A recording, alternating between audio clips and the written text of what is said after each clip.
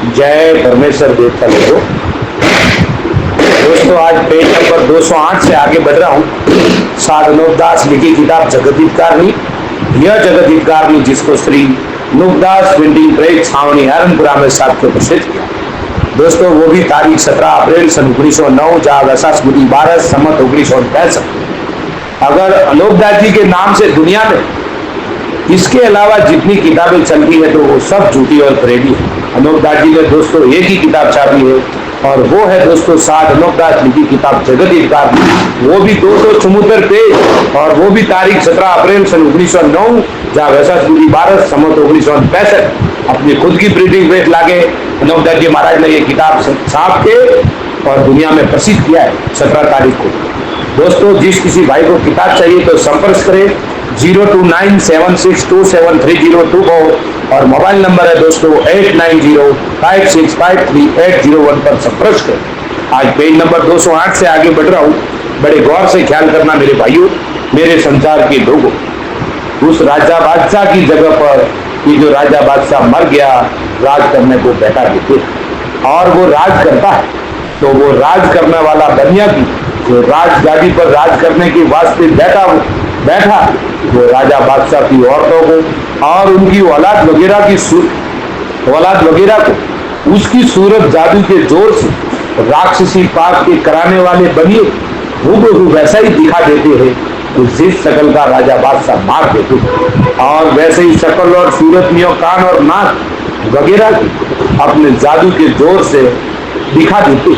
चाहे उसकी रानी हो या मां, परंतु पहले उनकी नजरों को राक्षसी पाप के जुल्म से बंद कर देते कि उस राजा की रियत और कुल के आदमी वगैरह और अहलकार वगैरह होते उनकी नजर बंद कर देते।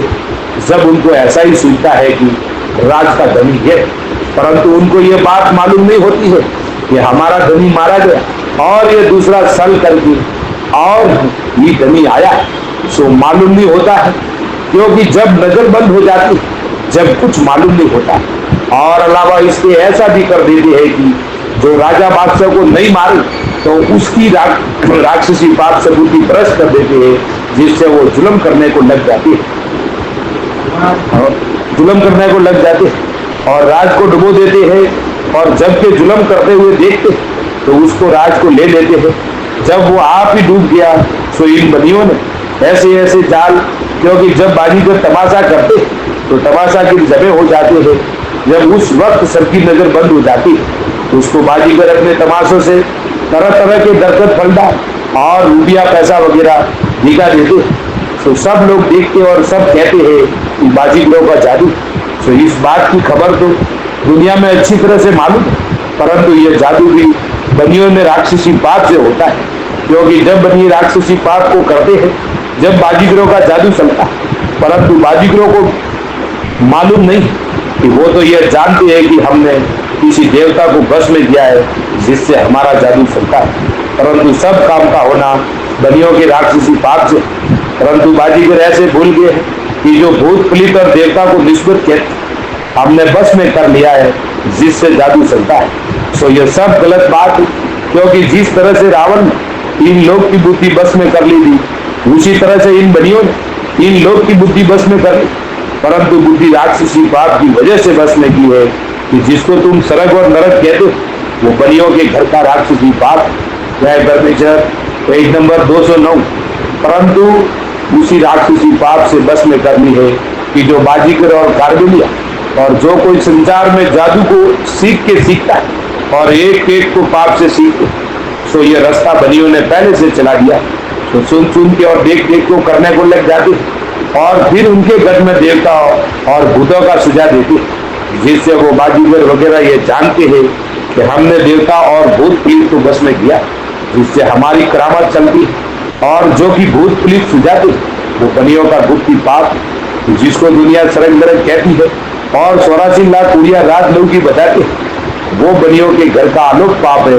सो ये बनिए इस गरज से लोगों के दिल में सुझाते कि जो बाजीगर और कारबिलिया और संचार के लोग सीखते सो ये बनियों ने सबों को मराने के वास्ते अकल कि जब कोई करेगा तो ये जानेगा कि जादू तो ये करते जिससे जादू चलता है, क्योंकि वो संचार को दिखा के करते जिससे वही पकड़े जाएंगे सो ये संसार को तो खबर नहीं कि हमारे मुआफिक ये भी जादू में गए। सो ये तो बिल्कुल ख्याल नहीं करते कि बेचारे भूल ही भूल में मारे जाए, क्योंकि इन्हों का जादू नहीं चलता। सो वो तो बनियों का आलोक पाप हो रहा है, क्योंकि गुप्ती पाप की कराने में हजारों रुपया खर्च होता है जब राक्षसी पाप चलता है। और जो कि दुनिया में तमाशा दिखाते उनको बनियों के भेद का खबर, अगर से खबर हो गई कि ये बनिए हमारे बच्चे मराने, ये राक्षसी पाप चलाया है कि जिसको हमने खेल समझ के सीखा है, अगर यह मालूम हो कि ये बनियों का जादू तो कभी तमाशा वगैरह नहीं करे और ना करना सीखे और ना किसी को दिखावे, क्योंकि वो तो बेचारे भूत प्रेत और देवताओं के बारे से भूले हुए, क्योंकि राक्षसी पाप के करने वाले बनिए सौड़े नहीं आते। इससे संसार के ऊपर और सबों के ऊपर इन बनियों की राक्षसी पाप का साया पड़ा, जिससे सबों की अकल फिरी हुई है, जिससे ये बनिए अपने जादू से लोगों की बुद्धि फेर के और उन बाजीगरों को मराने के वास्ते ऐसा जादू करवाते। जब इन बनियों अपने कुल में कोई आदमियों या राज कराना होवे तो राजा बादशाह को मार देते हैं, और जिस घोड़े के ऊपर या जिस सवारी के ऊपर राजा बादशाह सैर करने को या शिकार खेलने को गया हो तो उसको वहां पे मार देते हैं, और उसी अपने कुल के आदमी को उसकी सवारी पर ये बनिए राजा बादशाह की शक्ल बनकर वापिस आते हैं और राजा बादशाह की तरह से सब काम करता है, जिससे कुछ मालूम नहीं होता है।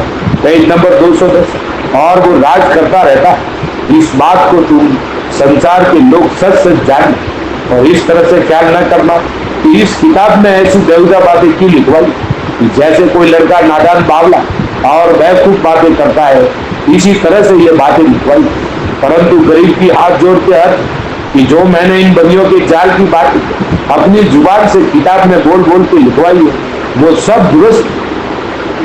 दुरुस्त और सही जानता हूँ, और तुम भी दुरुस्त और सही जानो।